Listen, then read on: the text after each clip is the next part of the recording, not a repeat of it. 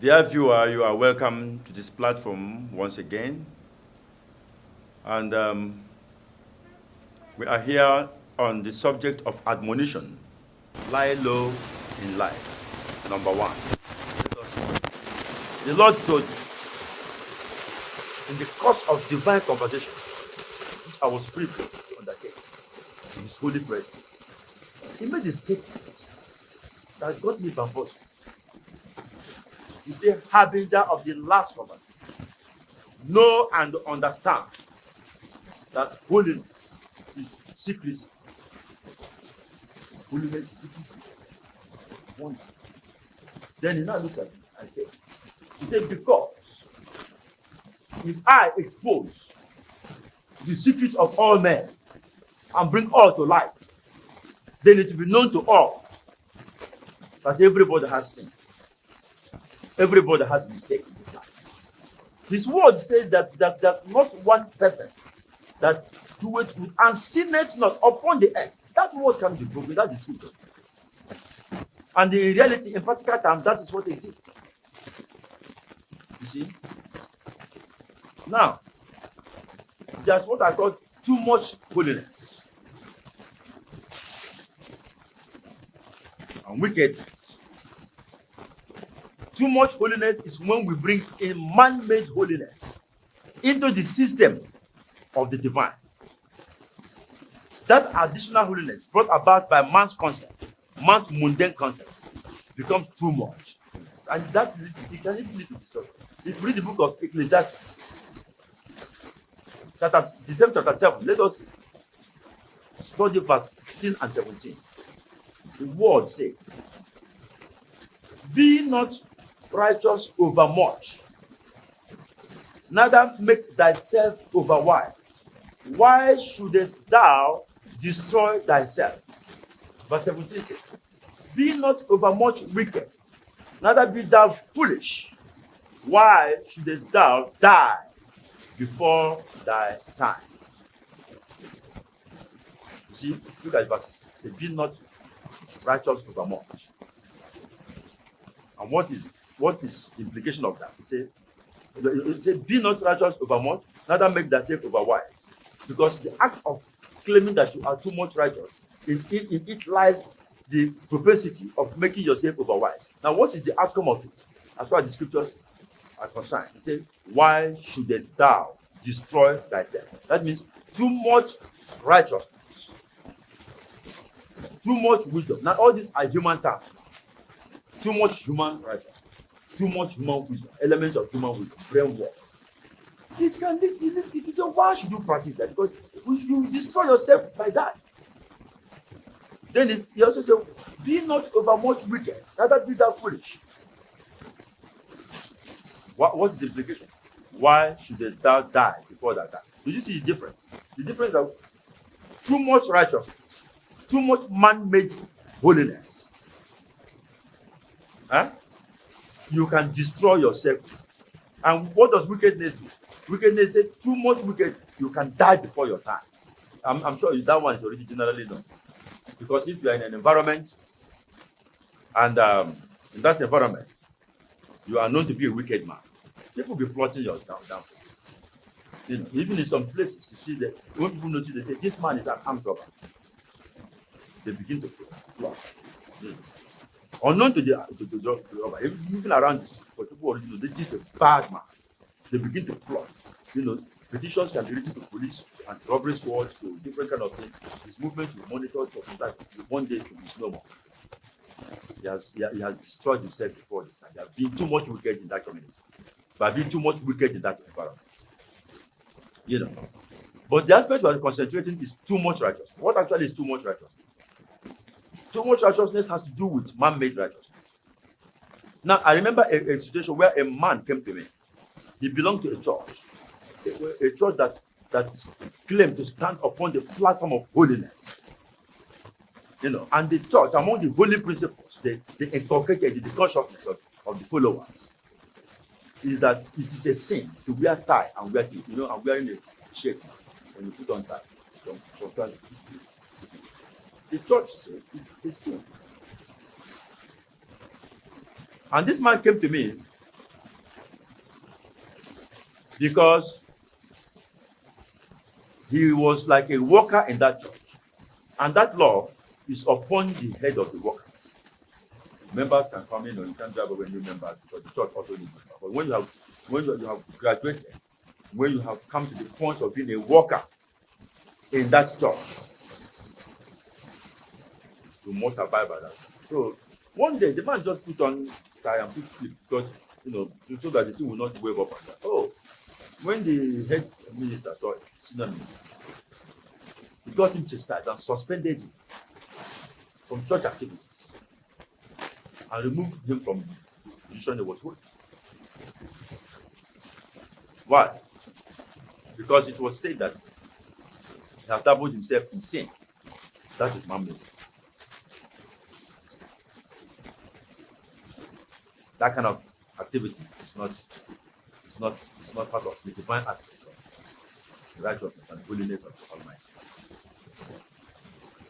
And there are certain things we do too. And honestly, I'm not condemning any choice, but we have brought this man-made righteousness into so many dimensions of doctrines, to the extent that even now, as I speak, there are Christian churches, Pentecostal churches included,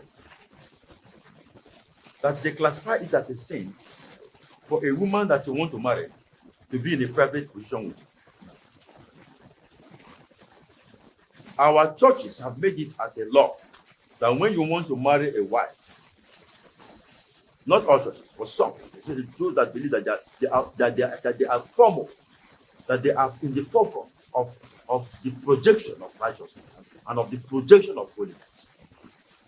They say it is a sin for you to sit down in a place, even if it's not on the same chair, even if the woman is sitting opposite you, and no other human being is there. They say that even that activity is a sin.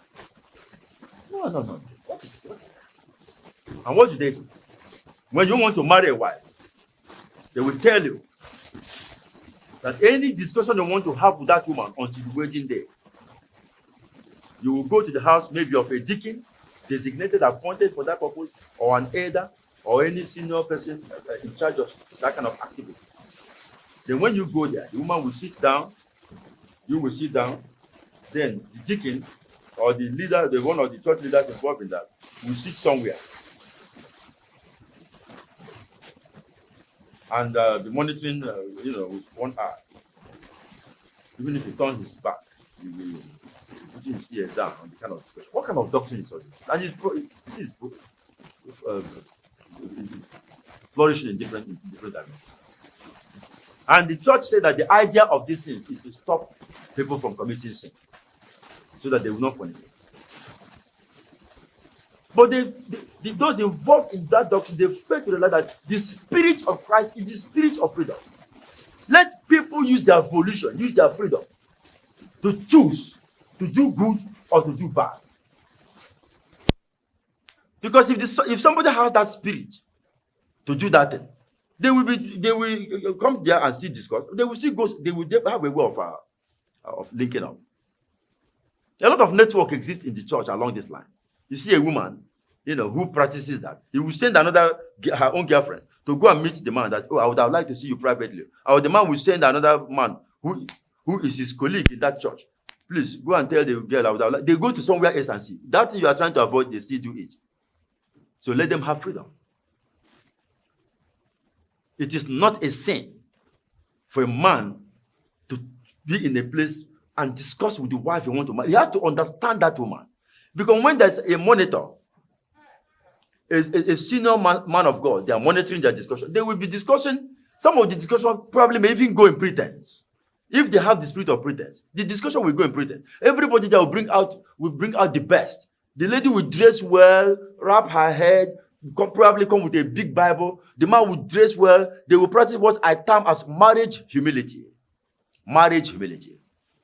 Some men, when you see them in such enclave, such religious enclave, you see a man that when he's coming to the church before he walks, but at a certain stage you see him, his step will change.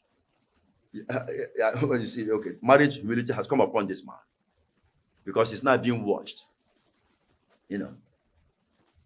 Let Let the Lord do his work. The Spirit of the Lord is the Spirit of freedom. He said, if the Son shall make you free, you are free indeed. Or anyone that is set free by the Spirit of the Lord is ruled by the Spirit of the Lord. Let them be. They are the ones that will live together. Many people have had problems even after those pretenses. You see that people will get married and they begin to unfold their real nature. That thing, they are supposed to know each other, know how to deal with it. Because when they come there in such meeting, the brother will say, oh, my sister in Christ, did you pray this morning? How are you? The Lord is great. The woman will say, oh, I prayed. The Lord, because they want that other man of God, either the deacon or the elder or whoever is to listen to what they say. It's okay. How do you want this marriage to be? We are not worldly people. We have to they start discussing along that line. Allow people that want to live together to study themselves by themselves and decide by themselves whether that it's possible or not. If they decide it's not possible, they leave them. If they decide it's possible, leave them. Let them marry and face their lives. That doctrine, that church doctrine of even in many big Pentecostal churches, holiness churches, and all over. You see. Now, that is not good. And do you know that there are some churches, I remember some time ago in this country, there are some churches that came up. They said they made a law that wearing suit, as I wear this cloth now, if I put suit on top of it, they say that suit is a sin, that is worldly. They make wearing of suit a sin. After some years, when it appears psychologically that they were like in a state of quagmire and outlawed within certain systems, they now came to recognition that, well, it is no more a sin. What is sin is sin. Something cannot be sin today and change to be sin tomorrow. They don't say they were in suit. These things are just man-made laws and human aberrations. You see? Do you know that even there are some churches that said television? I remember some years back, they said it's a sin that if you are a leader in such a church or in such churches, you are found with television in your house. They call it the box of Satan. You will be dismissed from being a church worker. But in the course of time, they changed that. Those churches changed those laws because when they realized that, look, in reality, television ultimately is not a box of Satan, but you can make it a box of Satan. You can tune the channels to even listen to news, to know what's happening in different parts of the world, so that you know the items what you use to pray. Okay, as a messenger of light. Or you can put gospel in that music. There are many television houses today, that are running messages. Then these things are not sins, but they classify even until now as I talk. It is a sin in some churches for you as a man to shake hand, to have a handshake with a woman. When you come to a woman and say, "Sister, God bless you," but a man you can shake. Why? Because they believe that touching, shaking that woman at that moment, any sin cannot go. Let us do away with all these non-essential aberrations. They have no business with the holiness of the Almighty Father. You see. So now, I want to say this in conclusion of this message. A man came to our Lord and Savior Jesus Christ and declared. Let me tell you.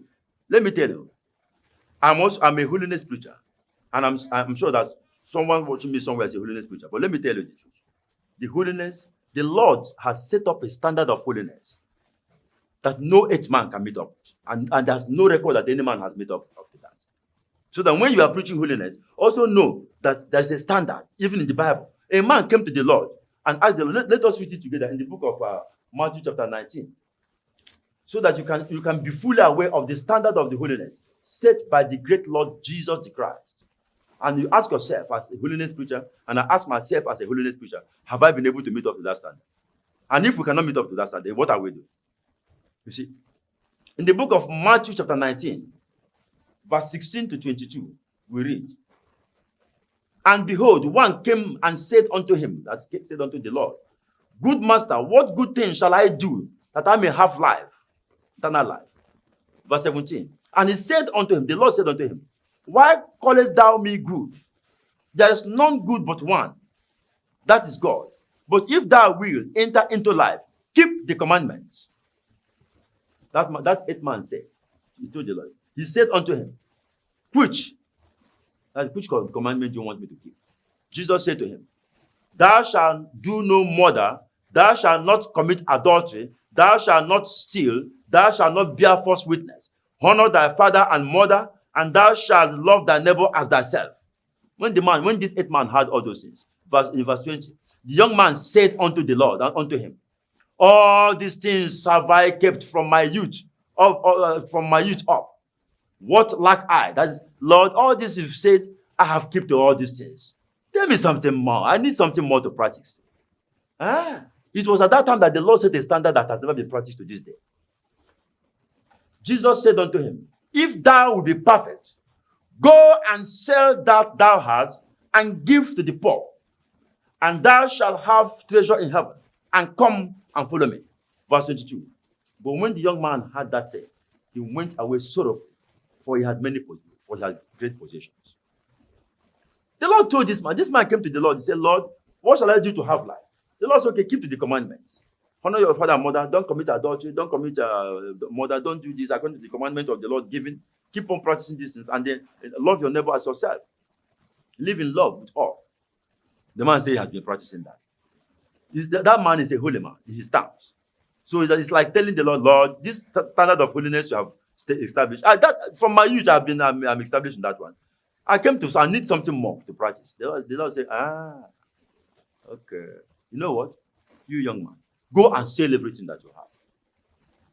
And after selling it, gather all the money, go and give it to the poor. And apart from when you finish giving it to the poor, just come and follow me. How will he come and follow the Lord? He will come naked. Because sell everything you have, sell all what you have. He will be naked. As he came naked, as soon as he was born naked, then he will trek naked and come to the Lord. Have you seen any that standard made by anybody? Because if you by that standard, if you remain even this cloth, you fail to sell it, then you have not fulfilled the highest standard. This wristwatch is included. The underwear you have. If you're a woman, your bra, your pants, you are a man, your singlet, your everything, they're all you have. You sell everything. You must sell all. Jesus Christ said, go and sell all that you have. Go and sell what you have. And give the money to the poor. Then come like that. In other words, you say you want to practice holiness. You want to challenge the Lord because nobody is as holy as the Lord. You want to challenge the Lord. Okay, you come to me naked. You will go and sell everything. The way your mother born you, just come. If I see you like that, then come and follow me. If there's a need to give you clothes, I will start giving you clothes to wear. If there's a need to give you the man ran away. And let me tell you, nothing was heard about that man again in the scripture. You see, that's the pomposity we're talking about. He came to parade himself, and the Lord studied the psychology of this man.